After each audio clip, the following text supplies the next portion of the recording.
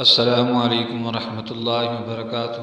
بسم اللہ الرحمن الرحیم۔ ویورز، آج ہم بات کریں گے مسلمانوں کی میدان احد کے اندر بالادستی کو۔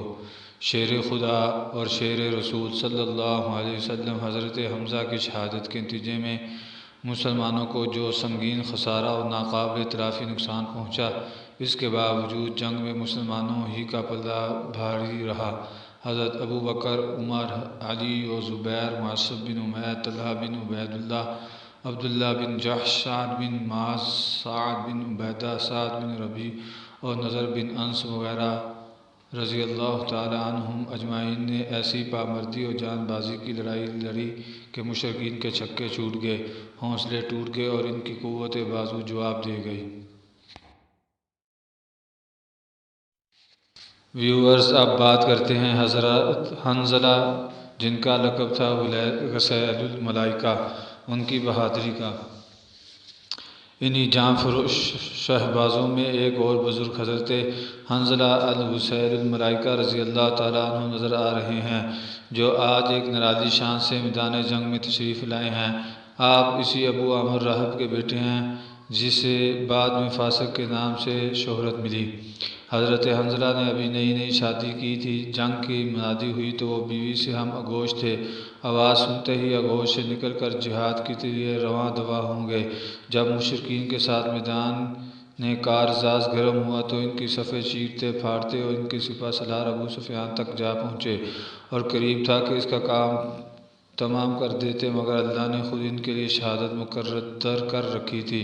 چنانچہ انہوں نے جوں ہی ابو سفیان کو نشانے پہ لے کر تلوار بلند کی، شداد بن اوس نے دیکھ لیا اور جھٹ حملہ کر دیا، جس سے خود حضرت حنظلہ شہید ہو گئے۔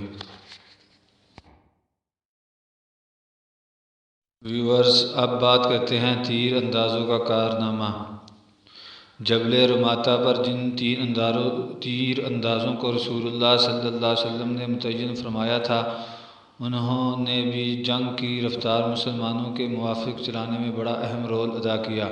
مکی شہ سواروں نے خالد بن ولید کی قیادت میں اور ابو عامر فاسق کی مدد سے اسلامی فوج کا بایاں بازو توڑ کر مسلمانوں کی پشت تک پہنچے اور ان کی صفوں میں کھلبلی مچا کر بھرپور شکست سے دوچار کرنے کے لیے 3 بار پرزور حملے کیے، لیکن مسلمان تیر اندازوں نے انہیں اس طرح تیروں سے چھلنی کیا کہ ان کے تینوں حملے ناکام ہو گئے۔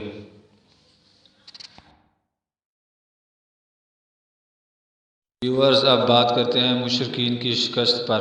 کچھ دیر تک اسی طرح شدید جنگ ہوتی رہی اور چھوٹا سا اسلامی لشکر رفتار جنگ پر پوری طرح مسلط رہا۔ بالآخر مشرکین کے حوصلے ٹوٹ گئے، ان کی صفیں دائیں بائیں آگے پیچھے سے بکھرنے لگیں۔ گویا 3000 مشرکین کو 700 نہیں بلکہ 30,000 مسلمانوں کا سامنا ہے۔ ادھر مسلمان تھے کہ ایمان و یقین اور جاں بازی و شجاعت کی نہایت بلند پایہ تصویر بنے شمشیر و سنان کے جوہر دکھلا رہے تھے۔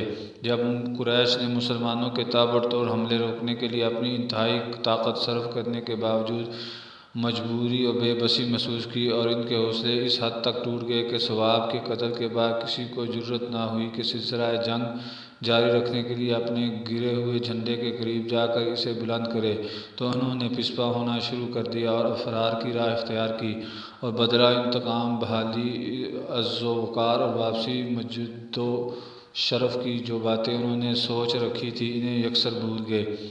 ابن اسحاق کہتے ہیں کہ اللہ نے مسلمانوں پر اپنی مدد نازل کی اور ان سے اپنا وعدہ پورا کیا، چنانچہ مسلمانوں نے تلواروں سے مشرکین کی ایسی کٹائی کی کہ وہ کیمپ سے بھی پرے بھاگ گئے اور بلا شبہ ان کی شکست فاش ہوئی۔ حضرت عبداللہ بن زبیر رضی اللہ تعالیٰ عنہ کا بیان ہے کہ ان کے والد نے فرمایا، واللہ میں نے دیکھا کہ ہندہ بنت عتبہ اس کی ساتھی عورتوں کی پنڈلیاں نظر آ رہی ہیں، وہ کپڑے اٹھائے بھاگی جا رہی ہیں، ان کی گرفتاری میں کوئی چیز بھی حائل نہیں تھی۔